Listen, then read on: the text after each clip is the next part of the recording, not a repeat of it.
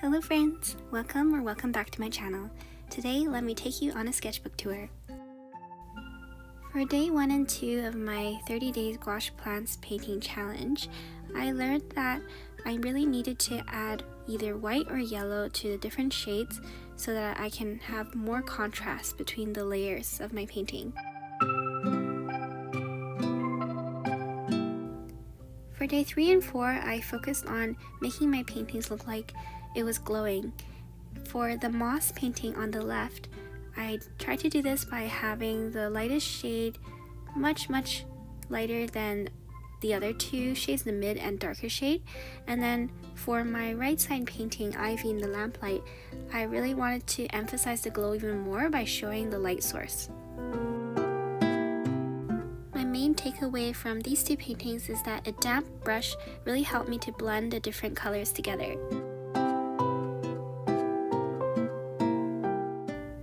For day 5 and 6, I started exploring other ways of using gouache. Like for example, the one on the left, I tried to thin out the paint more so that I could do thinner brush strokes, like the veins of this leaf on the left over here, the alocasia black velvet, which I may or may not be pronouncing correctly.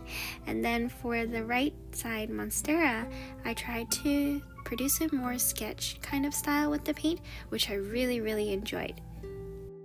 These two paintings made me feel encouraged to continue to explore multiple styles.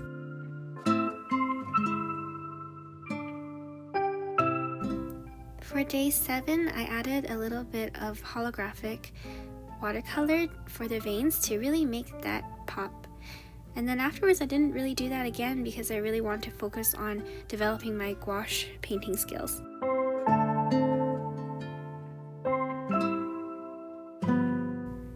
And then for day 8, my main learning was that for certain colors, like the more bright yellow, I really do need to clean my color palette, my paint palette, before I start painting, otherwise it gets too murky.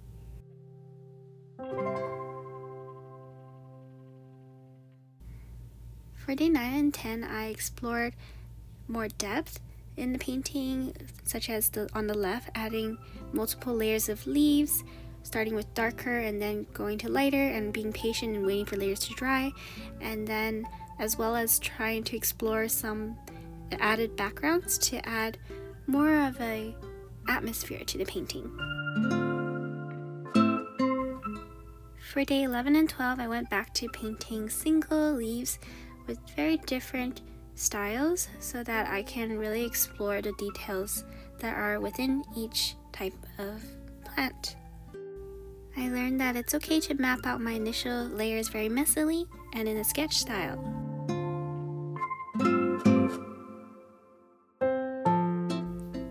For days 13 and 14, I explored leaves that had very unique patterns to them, and I tried different ways of achieving the kind of sometimes translucent effect of some of these leaves.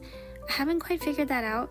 I think so far I tried to do a kind of wet on wet mixed with sometimes damp brush blending to try and achieve it, but something I still need to figure out. For days 15 and 16, I tried painting some fruits. I wanted to play around with different colors in addition to just painting leaves, which I had been doing for quite a while and which had often a lot of greens. My main learning from these two paintings is that after placing down different colors, I can soften the edges with a lightly damp brush. For days 17 and 18, I worked on my details and brush control, and I'm still trying to figure out where I should be adding a lot of detail and where I should just be painting an impression.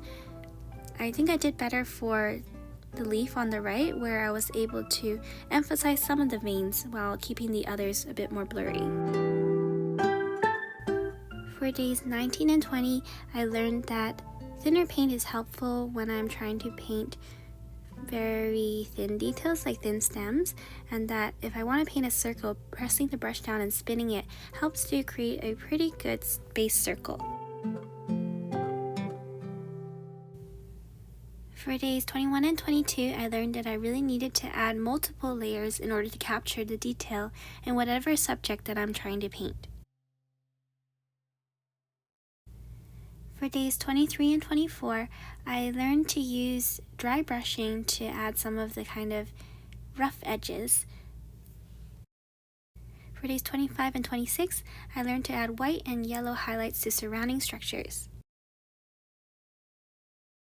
For days 27 and 28, I really thought about where the light would hit on the surrounding leaves and branches and floor, etc., and just did little bits of highlights on those areas to make the lighting seem more real.